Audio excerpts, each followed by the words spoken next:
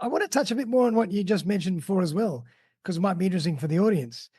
When you're working on a really important corporate podcast versus just an independent passion project and what we just mentioned, what do you Mhm. have to look at that's a little different? What do you have to be aware of? What do you have to really be careful of to not overstep the mark or etc.? Well, budget. First and first and foremost, like, everything it has to be documented. You have to write briefs and analysis and make your goals known.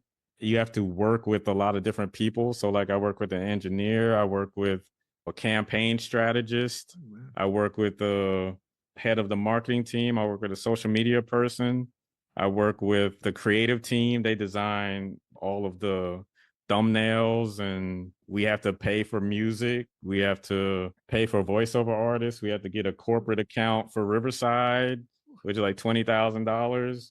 I have to have meetings with the people from Riverside. I have to hire a transcription artist. I have to manage their process. I have to still book guests.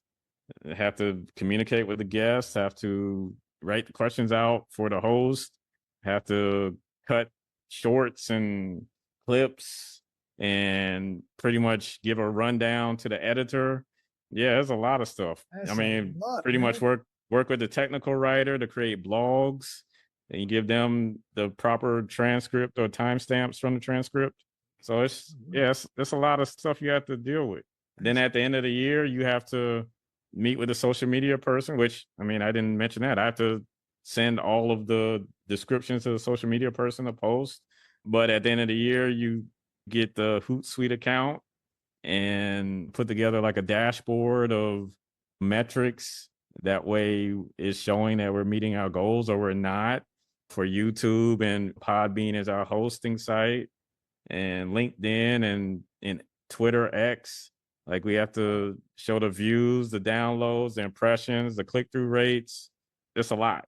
it gets And very granular and very everything's very measured.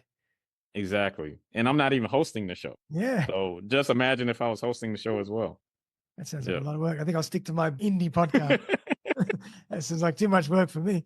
Wow. Yeah.